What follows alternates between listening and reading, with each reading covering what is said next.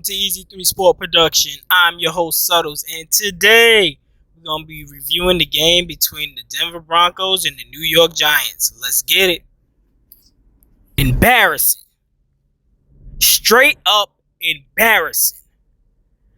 Oh my God. How many years do the New York Giants have to start out 0-1? How many years? Like, this is ridiculous.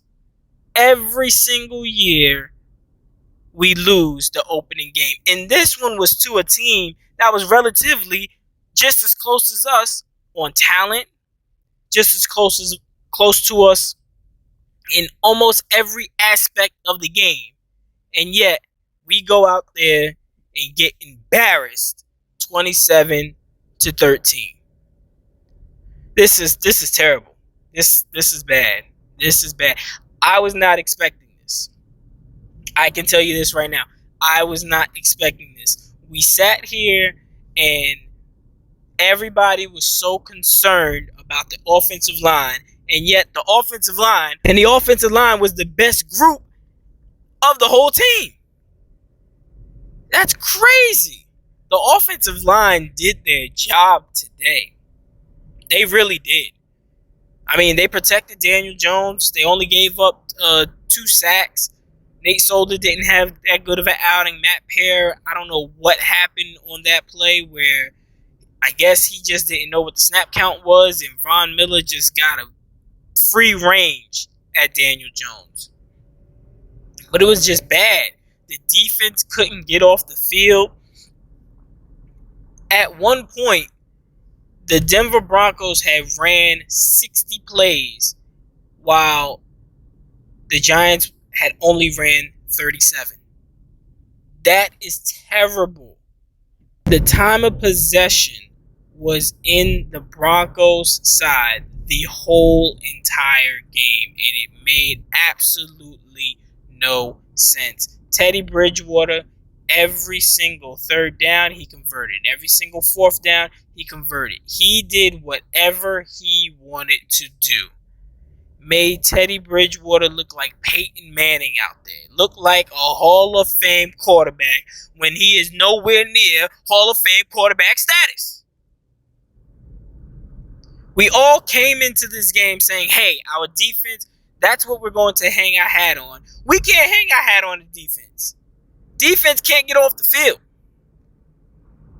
At one point, the offense of the Giants did not get onto the field for an hour and 10 minutes real time. An hour and 10 minutes. It's ridiculous, man. It's just flat out ridiculous. Joe Judge, this was not a good coaching outing for you. Patrick Graham, Jason Garrett, this was not good for y'all at all. All that work that y'all put in during camp and talking about fundamentals, there was no types of fundamentals being shown. And I'm not the kind of guy that's going to overreact because a lot of people has been thinking, oh, this is the same old Giants. I don't think that this is the same old Giants. But what I do expect is some type of competition when it comes down to teams that are just as close as us on the talent portion. This is not Kansas City. This is not the Bucs. They were relatively the identical team with us. Everything matched up around the same. And we go out there and lose 27-13. Now, on to Daniel Jones. This is the frustrating thing about Daniel Jones. And this is why so many people are out on him and some people just have question marks for him. Because if you look at the game, he was doing everything that you wanted to see in a quarterback.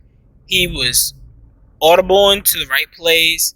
He was moving the blocking schemes, moving the blocking assignments, able to point out the defense, point out the mic. He knew what he was doing. He had control of the offense. He made sure that he was moving in the pocket so that he wouldn't get sacked. When it was time to eat the sack, he ate the sack. When it was time to throw the ball away, he threw the ball away. Those were the things that, coming into the season, for me, I really wanted to see. And he was doing damn good. But Danny, this is the problem with you.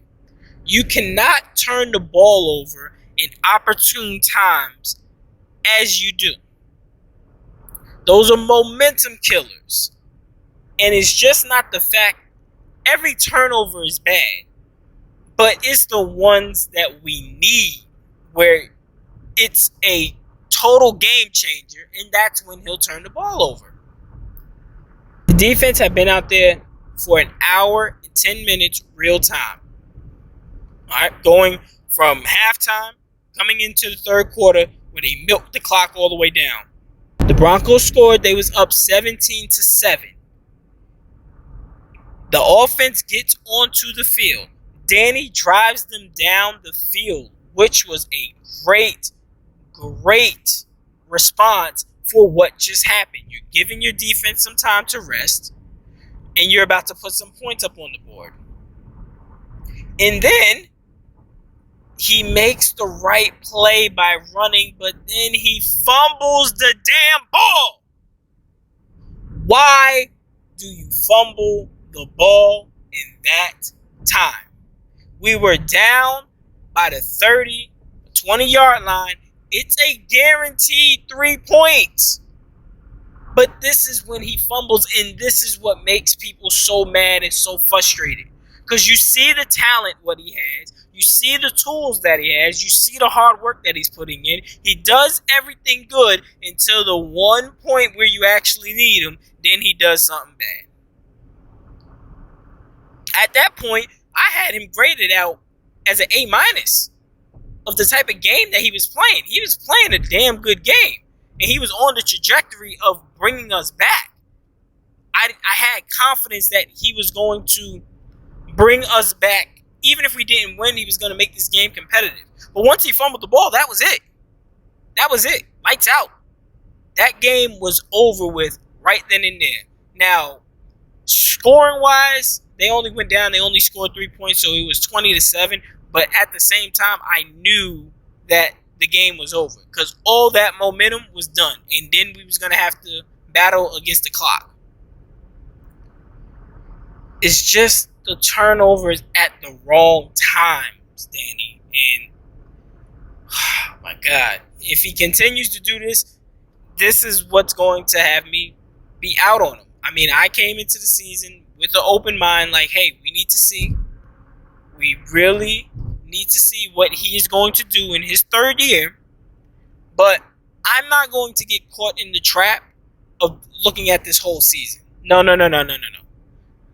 I am going to be judging Daniel Jones from week 1 to now since the 17 games, to week 8, week 9. Basically, half the season.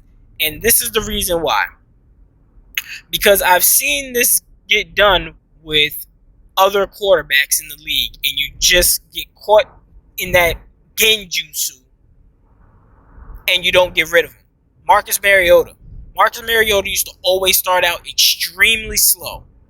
And then towards the end of the year, he would pick it up. Titans make the playoffs, and then they'll lose in the first round. Or they'll get past the first round, and then they'll lose again. But it was never a time that you knew Marcus Mariota was going to do something great.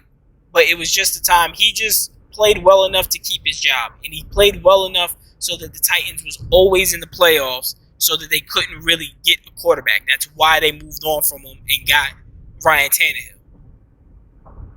So that's why I'm judging Danny from the first half of the season.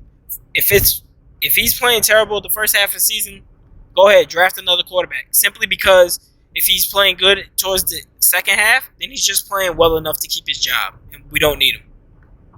Now, it's not an overreaction, but this is just an evaluation of the kind of things that he does that can cost us games.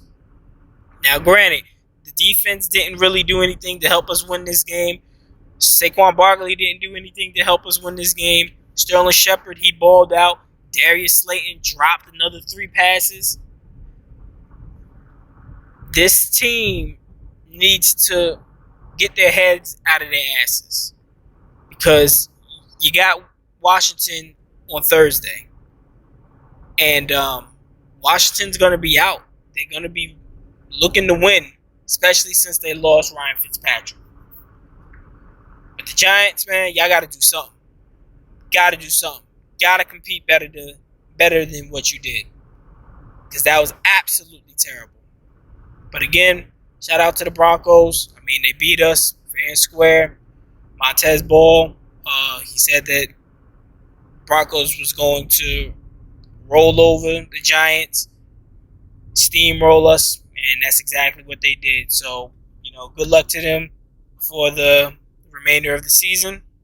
But Giants, better do something on Thursday, or it's going to be some big, big, big problems. And the fan base ain't really going to take it too much longer. So if you made it this far into the video, go ahead, hit that sub button. Hit that thumbs up, hit that like button so that YouTube can actually show this video. And until next time, I'm out.